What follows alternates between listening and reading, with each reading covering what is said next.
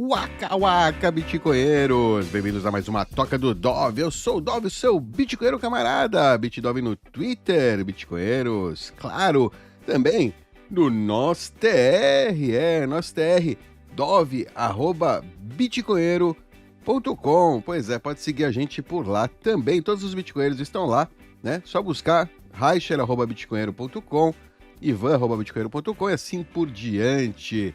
É isso aí, hoje, aqui neste vídeo, vamos falar sobre Chain Analysis, análise da blockchain, de um caso aí que está acontecendo nos Estados Unidos este ano. Fica comigo!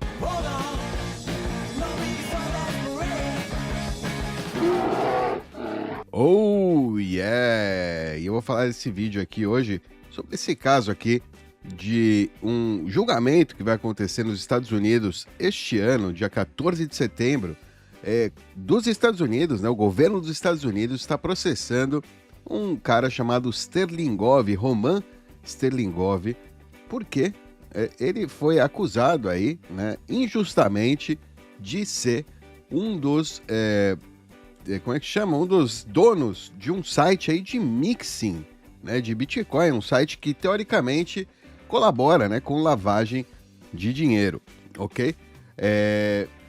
A diferença aqui desse caso, né, é que não existe nenhuma prova contra ele, né? Todas as provas do caso vêm de Chain Analysis, que significa análise da blockchain, né? Blockchain a gente conhece, tá aqui, né? O site mempool.space, que tem os blocos do Bitcoin, né? Eles vão entrando em ordem. Você vê aqui os últimos blocos, por exemplo, né? Você pode ver aí quais são os blocos, quem encontrou, né? Qual foi a pool de mineração que encontrou, o horário, né, quanto tempo ele foi minerado, qual foi a recompensa, as taxas, enfim. E se a gente entra em cada bloco, né? A gente pode ver exatamente 100% de todas as transações, né? Todas as movimentações que foram feitas naquele bloco e em qualquer bloco, né, do Bitcoin. A gente vê tudo, é tudo público, né, disponível, e você pode usar ferramentas, assim, por exemplo, como a mempool.space para tentar, né, aqui, por exemplo, ele tem aqui algumas informações sobre a transação em si. Você pode ver todos os detalhes daquela transação, ou seja, toda a informação que é pública, né, toda a informação que é publicada, ela fica disponível, né, na blockchain para qualquer pessoa consultar a qualquer hora, né, com qualquer propósito. E existem empresas, né, de análise da blockchain que, né, tem como seu objetivo tentar encontrar vínculos entre as transações, né? Por exemplo, essa aqui é uma ferramenta para você conhecer a privacidade da sua moeda, que vai te fazer análise Boltzmann, que é uma análise de vínculos, né? Análise de entidade, ou seja, se é de uma UTXO, se aquele Bitcoin veio de uma entidade conhecida aí, pública, né, conhecida, um endereço de Bitcoin que é conhecido publicamente como parte aí de uma instituição, de uma corretora, ou de qualquer outra pessoa que tenha vazado aí a sua informação de privacidade em algum momento, em alguma das pontas aí, né, do Bitcoin, ou seja, empresas que fazem cobrança em Bitcoin muitas vezes têm colaboração também com empresas de chain analysis por algum motivo. Eles querem evitar, né, dizem eles, evitar problemas. Na verdade, eles estão inserindo, né, o problema, né, ao meu ver. Mas vamos falar mais sobre isso. Por exemplo, aqui, deixa eu mostrar, né, tem aqui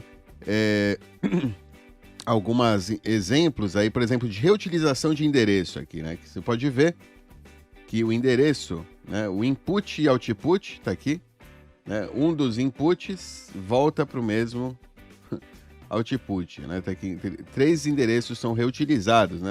A pessoa ela paga para uma BitPay e a outra e volta, né, para o mesmo endereço aí como troco, né, pelo que eu tenho entendido, ou reutiliza inputs, né, que reutiliza endereços aí, né? Deixa eu ver, o output 1 é um K7, um 3, tá vendo? Um dos outputs, não, endereço, né, de entrada é esse 13W7, né? E ele paga, né? Parece que uma parte ele paga para um terceiro, aqui, né? Esse terceiro, 2 ponto não sei quanto, e a outra vai para volta, né? Para BitPay Wallet, né? Ou seja, volta para o mesmo endereço. O pessoal de análise da blockchain, obviamente, está verificando também que acontece lá para trás, né? E você vê várias reutilizações de endereço. Isso é uma má prática aqui, né, dessa instituição. Ele tem esse mesmo valor aqui, todo esse valor a gente consegue, né, seguindo a blockchain, ver que veio da mesma entidade, né, que tá sempre naquele mesmo endereço, ok? Tá sempre reutilizando o endereço, que é uma má prática de privacidade, né? Qualquer pessoa que vai observar consegue encontrar, né? Ó, ele até colocou esse anon aqui, é óbvio que esse anon tem essa transação e ele é o mesmo, né? Aí aqui tem um outro site, oxt.me, que ele vai analisar essa identidade aí, né? Anon, tal, e todas as atividades dele, né? Quais os volumes, quais os endereços, né? Enfim, ou seja, como, né, ele reutiliza 99%, né, da informação aqui obtida para saber que essa pessoa é a mesma pessoa transacionando lá na blockchain, né, apesar de não ter nenhuma informação aqui, né, na blockchain do Bitcoin em si, né, essa informação não tá lá, não faz parte da informação do Bitcoin. Existem heurísticas, né, que, por exemplo, reutilização de endereço, essa é uma boa heurística, né, se você tem acesso àquela chave, você conseguiu assinar, né? Se você é bem provável que a mesma pessoa, né, seja o dono, né, daquele Bitcoin, daquelas porções de Bitcoin que vão para aquele mesmo endereço. Então, nesse caso, né, é muito simples de você entender que realmente veio dessa pessoa, que essa entidade, né, essa pessoa é a dona de todos aqueles endereços, né, que foram reutilizados e vinculados, né? Você vai terminar vinculando outros endereços, outros valores de BTC quando você reutiliza endereços. Alright? Tá vendo? Então esse anon aí, né, ele tá lá, dá para seguir ele até lá atrás, vê que ele tinha 12 BTC em algum momento, né? E provavelmente, né, na verdade, pode ser que todas essas outras quantias que ele tá separando, seja simplesmente separando, né, para tentar, ou seja, ele tá colocando um pouco no outro endereço e mandando de volta pro mesmo endereço, né? Então você meio que começa, você pode achar, né, até que essas daqui também são desse mesmo endereço. Não, na verdade ele enviou para um serviço, né, parece. Porque aí você vê que, né, tem vários inputs também, enfim. É para seguir, né? O pessoal que faz esse trabalho aí segue isso aqui, né? Você vê, faz esse segmento e a partir disso consegue tirar algumas conclusões, né, na cabeça deles. Tem conclusões que são corretas, mas é tudo, como é que chama? Estatística, né? É tudo uma questão de probabilidade. Por exemplo, se você vê um CoinJoin, né, que é essas misturas aí de Bitcoin, você vai ver transações com vários inputs, né, e vários outputs. No caso da Wasabi, né, que é um CoinJoin, que você vê que tem aqui, né, a Wasabi, é mais fácil, talvez, de você ter alguma, né, você vê, por exemplo, tem 7 reutilizações de endereço, né, tem gente que atua de forma errada na CoinJoin, na Wasabi, enfim. Isso há 4 anos atrás, parece que melhorou um pouco, né, mas ainda não é bom usar, eu não recomendo usar o Wasabi ainda, porque tem ainda o tema deles mesmos, né, do coordenador. O Wasabi está colaborando com Chain Analysis, né, com a análise da blockchain, que é exatamente o inimigo, né, deles. No caso da Wasabi, da Samurai, desculpa, o Whirlpool da Samurai, é muito mais eficaz, né? Você vê que tem 1.496 interpretações possíveis, né? Ou seja, quando você usa o Samurai, o cara da blockchain, cada transação que você fizer, ou seja, cada mixagem que for feita da Samurai vai dar 1.496 interpretações.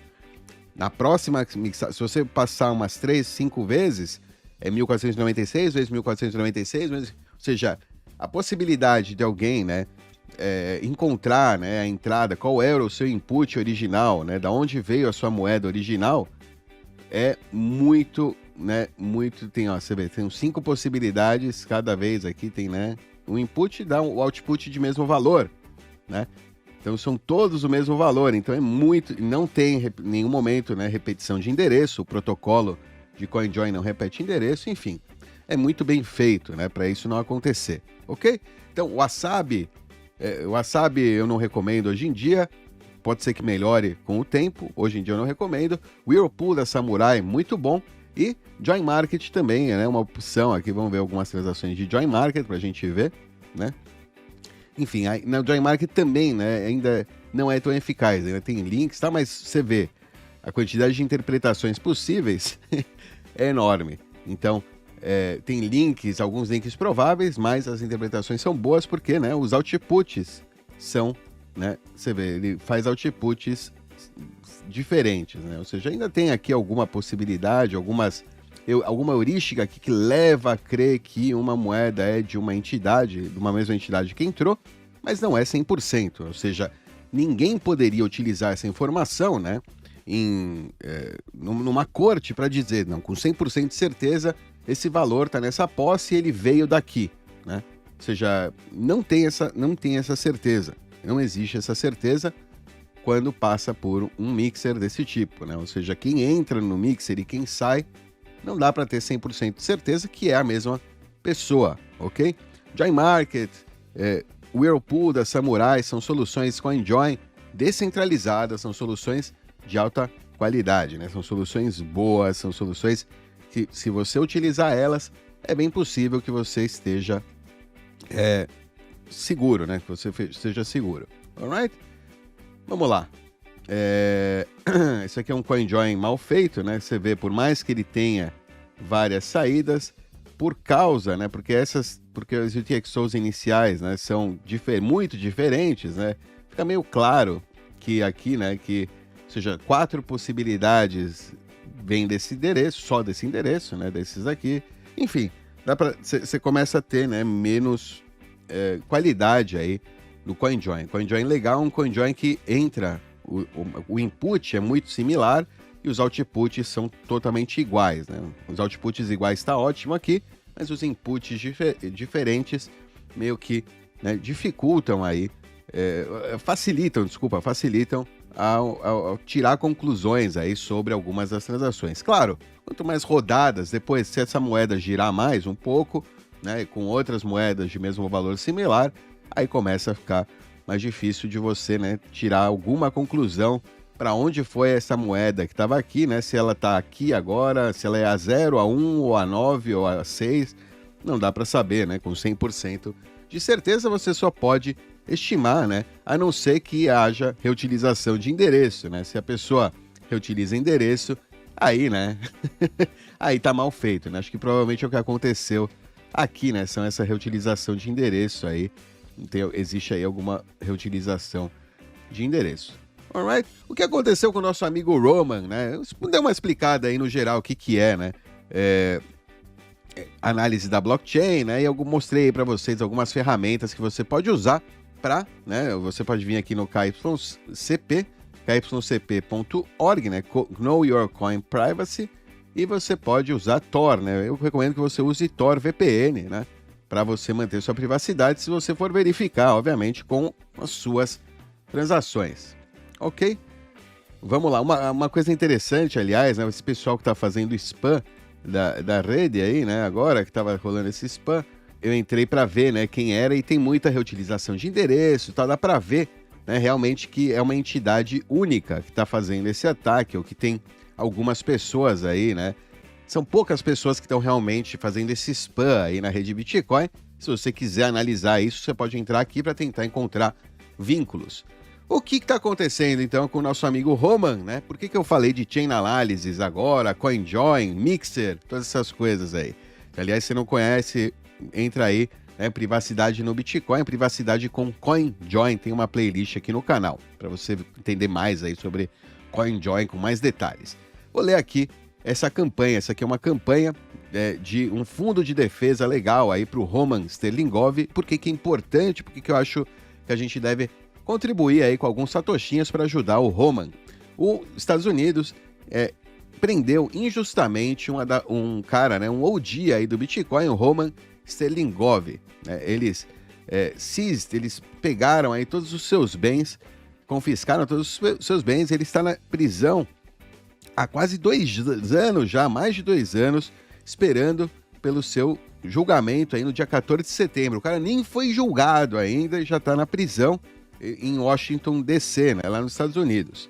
Ele é acusado de operar o serviço de mixing de Bitcoin, Bitcoin Fog. Esse é um serviço, né, centralizado, ou seja, ele tinha um endereço, ou seja, o serviço Bitcoin Fog é um serviço que não é como o Samurai, o Whirlpool, como o Join Market, que eu acabei de falar, que são bons serviços descentralizados, que tem um centralizador, né, que é o coordenador. No caso do Join Market, nem isso, né? Qualquer pessoa pode ser coordenador e com o tempo também o Whirlpool vai virar, né, descentralizado totalmente. Mas pelo menos a entrada, né, não é clara, ou seja, as pessoas, e não tem em nenhum momento existe uma custódia por parte do terceiro, é sempre nas carteiras. Então, não tem essa custódia, né? A custódia seria a parte que complica, né? Quando você faz custódia de bens de um terceiro, né? No caso, esse Bitcoin Fog, esse serviço de mixing centralizado, você envia o seu Bitcoin para o serviço e o serviço faz mixagem com outros fundos. Na verdade, ele te manda, né, fundos de outras pessoas, essencialmente, né? Ele faz essa mixagem aí internamente, né? E ele te manda, ou seja, você entrou de um lado e você sai de outro, e só o serviço de mixing sabe, né, que você não sabe quem é você, né? Mas sabe que aquela UTXO, né, agora tá na posse do dono daquela UTXO anterior, né, do mesmo dono daquela UTXO, pelo menos ele assume isso, né? Ele acredita isso. Mas enfim, tem um centralizador aí no meio que, além, né, de fazer a mixagem, o serviço, ele faz custódia, né, do Bitcoin durante aquele período aí que ele está fazendo a mixagem, né? E segundo aí o governo dos Estados Unidos, o Roman, ele é acusado aí de fazer esse serviço em mais de 330 milhões de dólares, né, equivalente a 330 milhões de dólares de procedimentos ilegais, né, de fundos ilegais, ou seja, ele é acusado de lavagem de dinheiro, né, lavagem de dinheiro, essencialmente, né, acho que essa é a acusação, né, de facilitar a lavagem de dinheiro, no caso. Apesar, né, mas não existe nenhuma evidência, nenhuma prova aí fatual, né, real, que ele operou, né, o Bitcoin Fog. E todas as acusações são baseadas, né, em forense, em análise forense da blockchain, ou seja, em análises como essa aqui que a gente acabou de ver aí, de probabilidade estatística de ter alguma relação, né? Ou seja, de que, porque o input a gente sabe que era dele e a gente viu que depois de um tempo tá o outro, ou seja, tem lá alguma, né, ou seja, alguma justificativa aí através disso aqui, né, de análise da blockchain, né? E a maioria dela foi feita pela Chain Analysis. Essa é uma empresa aí que já está há bastante tempo no mercado, bem conhecida, né? Quando a gente fala em análise da blockchain, o pessoal fala de Chain Analysis, né? É o nome que vem à cabeça. Essa é a primeira vez que, né, o software aí, Chain Analysis Reactor, e esse tipo de análise forense da blockchain está sendo desafiado em um julgamento numa corte criminal aí federal dos Estados Unidos, ou seja, a primeira vez que estão utilizando esse bullshit aí de análise forense da blockchain. Aliás, recomendo aí que você entre aqui, tem no Privacidade no Bitcoin, tem aqui esse vídeo aqui sobre, ou seja, todos os vídeos aqui são interessantes para você entender aí mais sobre privacidade no Bitcoin, mas tem aqui os espiões da blockchain, privacidade no Bitcoin, que é exatamente sobre esses caras aí, sobre chain analysis, e por que, né, não é algo que realmente tem algum valor, que deveria ter um valor legal. Ou seja, tem lá toda a explicação, já tem 3 anos, tem muita gente que fala sobre isso há tempos, né? E agora os Estados Unidos, mesmo assim, quer usar, né, isso aí, porque é óbvio, uma ferramenta que parece científica, parece, como eles adoram utilizar, né, colocar a ciência, entre aspas, do seu lado. Aqui está a ciência explicando, né? Mas por que não é ciência, como não vale nada isso aí. Espiões da blockchain, esse resumo da ópera de privacidade no Bitcoin, e recomendo também o Tratado de Privacidade no Bitcoin, parte 1, parte 2 aqui, do Giacomo Zucco, que fala também muito aí sobre, né, a invalidade da análise da blockchain, a Chain Analysis, ok? E é por isso que é tão importante esse caso, né? Porque é a primeira vez que estão tentando utilizar isso aí, e seria muito importante, né, ao meu ver, que o Roman ganhe e que fique bem claro, né, que fique lá um histórico, né, um precedente, que se abra um precedente claro de que aquela análise da blockchain é pura especulação, né, é pura heurística, não é nenhuma prova conclusiva, né? São provas, ou seja, é só, né? Não é uma prova conclusiva, especialmente para manter um cara na prisão, né? Mais de 2 anos esperando para ser julgado por causa dessas provas, que não são provas. Então, é fundamental, né? O Roman precisa muito desses fundos, e não é só o Roman, qualquer pessoa que utiliza qualquer serviço de mixing ou utiliza Bitcoin, né? É fundamental porque se abre um precedente aqui que se utiliza esse tipo de informação, né, de prova, entre aspas, para colocar pessoas na prisão, porque o cara tá na prisão sem ser julgado, ele tá na prisão por causa dessas provas, entre aspas, aí, né, que não são conclusivas, que não tem nenhuma prova real de que realmente esse rapaz aqui ele estava operando, né, o servidor de mixing. Ele simplesmente, provavelmente tinha alguma UTXO, né, algum Bitcoin que saiu, né, lá do servidor de mixing. Ele fez mixing. Isso é verdade, ele fez mixing. Ele fala, ele fez mixing. Isso não foi inventado. Ele fazia mixing por privacidade, né, como qualquer pessoa que usa o Bitcoin de maneira inteligente, né, e segura, do ponto de vista de OPSEC, né, de segurança operacional, aí para você manter a privacidade dos seus fundos. É parte, né, de como a gente utiliza o Bitcoin de maneira privada e segura. Então, é fundamental que fique claro na corte, né, que esse tipo de serviço, ou você está envolvido, ou você tem uma UTXO que passou por mixagem, que passou por CoinJoin, não tem nada a ver, né, com você ter cometido qualquer crime. Tem simplesmente a ver com a sua necessidade de, por causa por como o sistema funciona, como o Bitcoin funciona, pelas propriedades, né, físicas do Bitcoin, pelas propriedades do protocolo, hoje em dia é a ferramenta de privacidade mais eficiente, né? Fazer CoinJoin, fazer mix, fazer esse tipo de coisa. Ele errou em fazer o mixing, né? E entrar nesse serviço, muito provavelmente, porque pessoas que passaram por Whirlpool, por Samurai, pelo menos não tem como ser culpadas de ser o dono do servidor, né? De ser o dono do serviço de mixing, porque você jamais envia para custódia desse terceiro, né? É tudo feito uma coordenação que é feita de forma descentralizada entre vários pares que estão usando também a carteira Samurai e o software aí, o Whirlpool. Então não existe esse centralizador aí, como no caso do Roman, né? Que o Roman ele enviou para um terceiro centralizador e aí depois da análise da blockchain, né? Como viu que ele enviou bastante, né? Provavelmente durante os anos, fala, ó, grandes chances aí desse cara ser o responsável, porque provavelmente ele era um grande cliente, né? Desse serviço aí de mixagem, né? Então tem... aí eles, né, vão achar, pô, peraí. Então aí, né, entra talvez a prova, né, que não, pô, o cara ter tantos fundos passando por aí, ele com certeza tem a ver com o crime, com a operação, né? Ele faz parte da operação, quando na verdade, e essa é a única prova que eles têm, né? Não existe nenhuma prova realmente de fato, sei lá, um computador onde ele tem uma prova, né, evidência de que ele é o dono, ele tem alguma chave, sei lá, né? Qualquer coisa melhor que isso, né? Do que apenas informação aí na blockchain, ok? Então ele precisa aí desses fundos para fazer, né? Para defender aí ou seja, defender, né? O Roman, que na verdade é defender a todos nós, né? Contra o Estado, né? Conseguir prender você simplesmente por uma prova, entre aspas, de forense da blockchain, que é bullshit, né? Que pode ser fabricada, que são puras interpretações, é heurística, não tem, né, nenhuma validade real como prova, né? Você pode utilizar, se você quer basear isso para algum caso, você é policial, né?